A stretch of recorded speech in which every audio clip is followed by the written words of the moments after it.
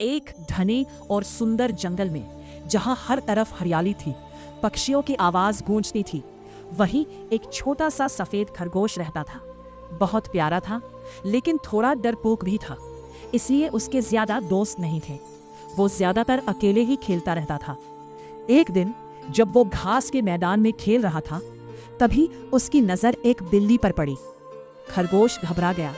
उसने सोचा, ये तो मुझे खा जाएगी। लेकिन वो बिल्ली अलग थी। वो धीरे धीरे उसके पास आई और प्यार से बैठ गई।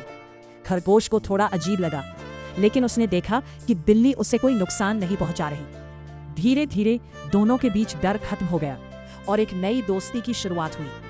अब दोनों हर दिन साथ खेलते, जंगल में दौड़ते, नदी के किनारे बैठते। उनकी दोस्ती इतनी गहरी हो गई कि अब वे एक दूसरे के बिना रह ही नहीं सकते थे। लेकिन एक दिन उनकी इस खुशी को किसी की नजर लग गई। जंगल में एक शिकारी आ गया जो जानवरों को पकड़ कर ले जाता था।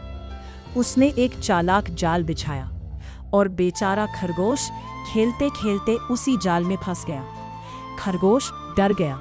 वो जोर जोर से चिल्लाने लगा, लेकिन वहां कोई नहीं था। तभी दूर बैठी बिल्ली ने उसकी आवाज सुनी।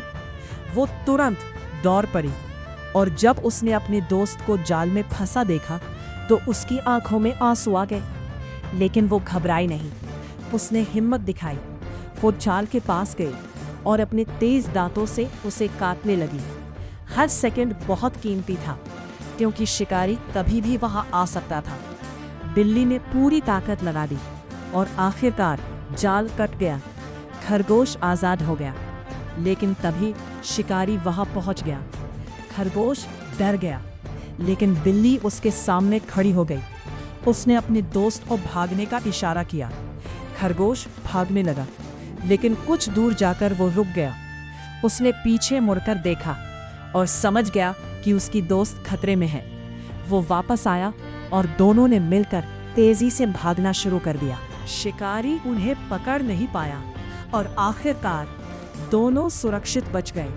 उस दिन दोनों ने एक बहुत बड़ी बात सीखी कि सच्ची दोस्ती में डर नहीं होता, बल्कि एक दूसरे के लिए जान देने का जज्बा होता है।